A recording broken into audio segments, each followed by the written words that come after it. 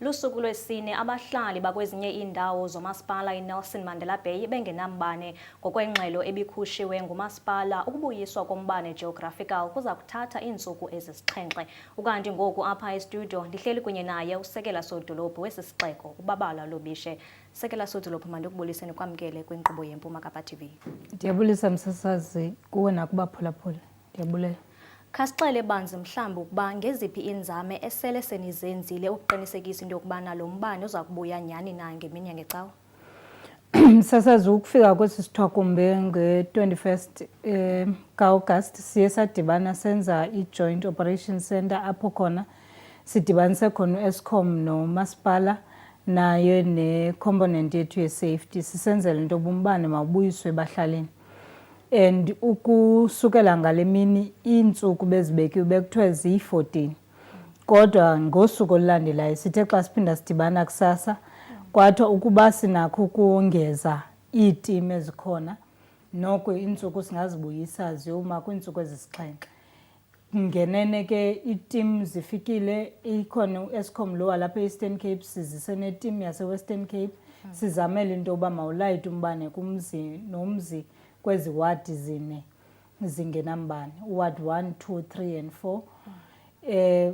Kulapha nje sadibanisa ngoku satestwa i-transformer.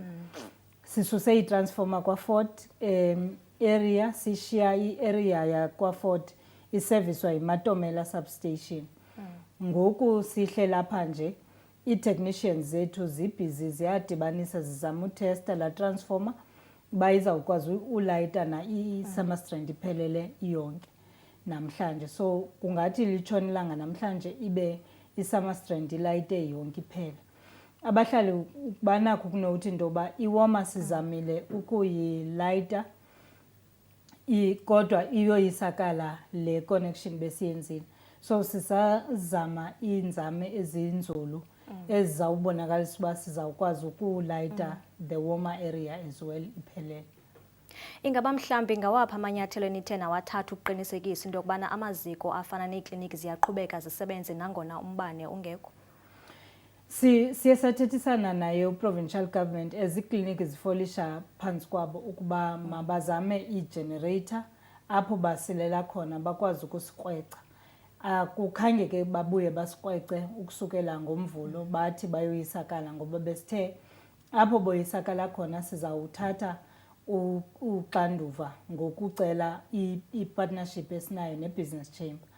Ngoba i-business chamber isincedisile kwezinye ii-businesses ezikhona ezingenayo imasili ye-generator zakwazi ukuzilayita. Ngoku ke besisalindele kwi-provincial government khange bakhale batsho uba akulayiti. We are also assuming into yoba it means banazo ukuzilayitela. Kodwa we did engage them ukuthi we are opening up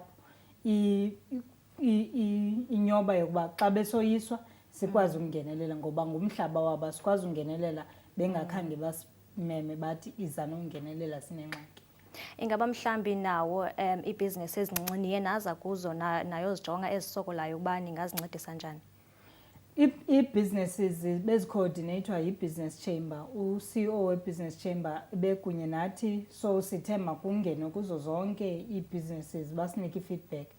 From the feedback we got this morning ngoba siyadibana qho kusasa na-late ngentsimbi ye-8 siphinde sidibane nango-10 siphinde nango-6 late.